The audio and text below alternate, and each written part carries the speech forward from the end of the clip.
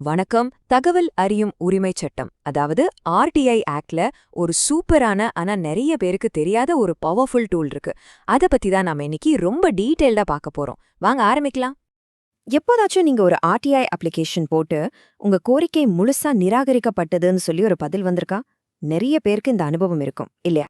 ஆமா, இது ரொம்பவே ஒரு காமனான பிரச்சனை. நாம ஒரு 10 விஷயம் கேட்டிருப்போம். அதுல ஒரே ஒரு சின்ன விஷயம் மட்டும் சட்டப்படி கொடுக்க கூடாததா இருக்கலாம். ஆனா அதுக்காக நம்ம மொத்த அப்ளிகேஷனையும் ரிஜெக்ட் பண்ணிடுவாங்க. ஆனா யோசிச்சு பாருங்க, இப்படி மொத்தமா ரிஜெக்ட் பண்றது மட்டும்தான் ஒரே வழியா? கண்டிப்பா இல்ல. இந்த மாதிரி பிளாங்கெட்டா ரிஜெக்ட் பண்றது தடுக்கிறதுக்காகவே நம்ம சட்டத்துல ஒரு சூப்பரான வழி இருக்கு. அந்த வழிதான் தகவல் அறியும் உரிமைச் சட்டத்தோட செக்ஷன் 10.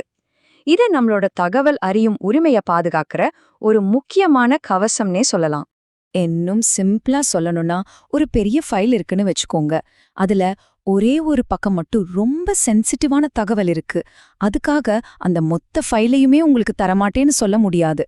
அதுதான் இந்த செக்ஷன் 10 சொல்ற விஷயம். ஓகே, இது கேக்க நல்லா இருக்கு. ஆனா இது நிஜத்துல எப்படி வேலை செய்யுது? வாங்க இந்த பகுதி அளவு வழங்கல், அதாவது செவரபிலிட்டிங்கிற கான்செப்ட இன்னும் கொஞ்சம் டீடைல்டா பார்க்கலாம்.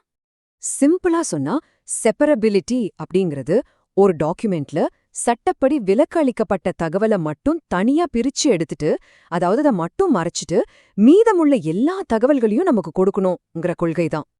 இந்த ப்ராசஸ் ரொம்பவே சிம்பிள். ஸ்டெப் 1, ஆஃபீசர் உங்க அப்ளிகேஷனை வாங்குறாரு. ஸ்டெப் 2, அதுல எந்த தகவல் செக்ஷன் 8 அல்லது 9 கீழே வருது, அதாவது எது கொடுக்கக்கூடாத தகவல்னு பாக்குறாரு. ஸ்டெப் 3, அந்த குறிப்பிட்ட பகுதியை மட்டும் பிளாக் அவுட் பண்றாரு இல்லனா நீக்கிடுறாரு. ஃபைனலா ஸ்டெப் 4, மீதி இருக்கிற டாக்குமெண்ட்டை அப்படியே உங்களுக்கு கொடுத்துடுறாரு. பாத்தீங்களா எவ்ளோ சிம்பிள்? சரி, இப்படி ஒரு பகுதி தகவலை கொடுக்கும்போது அந்த பப்ளிக் இன்ஃபர்மேஷன் ஆஃபீஸருக்கு சில கடமைகள் இருக்கு. அவர் என்ன சொல்லணும்னா, 1, உங்களுக்கு நாங்க பகுதி தகவல் தான் கொடுத்திருக்கோம்னு தெளிவா சொல்லணும். 2வது, எதுக்காக மத்த தகவலை மறைச்சோன்னு காரணத்தை சொல்லணும். 3வது, இந்த முடிவை எடுத்த ஆஃபீஸரோட பேரு பதவி என்னன்னு சொல்லணும். 4வது, ஒருவேளை இதுக்கு மேலே ஏதாவது ஃபீஸ் கட்டணுமான்னு அதையும் சொல்லணும். கடைசியா, ரொம்ப முக்கியமா, இந்த முடிவை எதிர்த்து நீங்க எப்படி அப்பீல் பண்ணலாங்கிற விவரத்தையும் அவங்க கொடுத்தே ஆகணும். இப்போ சில ரியல் வேர்ல்டு உதாரணங்களை பார்ப்போம். அப்பதான் இது இன்னும் நல்லா புரியும். இப்போ ஒரு அரசு ஊழியரோட சம்பள விவரம் கேக்குறீங்கன்னு வச்சுப்போம். அவரோட பேசிக் சம்பளம், அலவன்ஸ் எல்லாம் கொடுக்கலாம். ஆனா அவரோட பர்சனல் பேங்க் அக்கவுண்ட் நம்பரையோ லோன் டீடைல்ஸையும் மறைச்சிடலாம். அதே மாதிரி பரீட்சை எழுதின விடைத்தாளை கேட்கும்போது அந்த பேப்பரை கொடுக்கலாம். ஆனா அதை திருத்தின வாத்தியாரோட பேரை மறைக்கலாம்.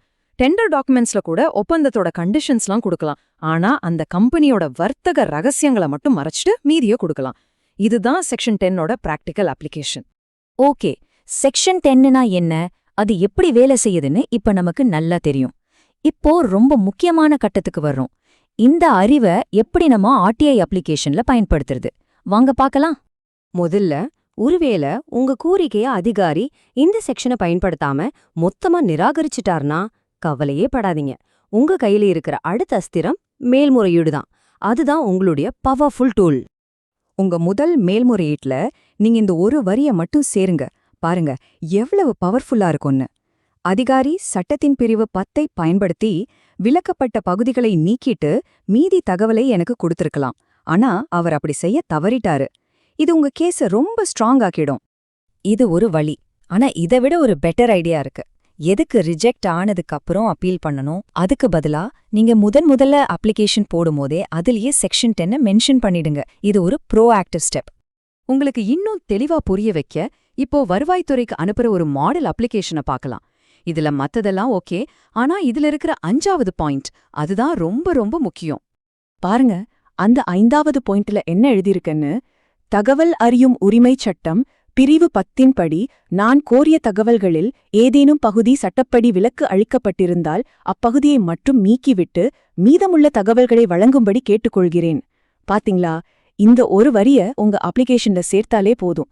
அதிகாரிக்கு நீங்க சட்டத்தை நல்லா தெரிஞ்சு வச்சிருக்கீங்கன்னு தெரிஞ்சிடும். சூப்பர். இப்போ உங்க அப்ளிகேஷன் கிட்டத்தட்ட ரெடி. அடுத்து என்ன செய்யணும், வாங்க அதையும் பாத்திரலாம். ரெடி பண்ணின உங்க அப்ளிகேஷனை ரெஜிஸ்டர்ட் போஸ்ட் வித் அக்னாலஜ்மெண்ட் டியூல அனுப்புங்க. அப்போதான் உங்களுக்கு ஒரு ப்ரூஃப் இருக்கும். அனுப்பிச்சு 30 நாள் ஆகியும் எந்த பதிலும் வரலையா, கொஞ்சம் கூட யோசிக்காதீங்க. உடனே உங்க முதல் மேல்முறையீட்டை ஃபைல் பண்ணிடுங்க. இப்போ இந்த செக்ஷன் 10ங்கிற சக்தி வாய்ந்த கருவி உங்க கையில இருக்கு. இனிமேல் தகவல் தர முடியாதுன்னு மொத்தமா நிராகரிக்கிறது கஷ்டம்.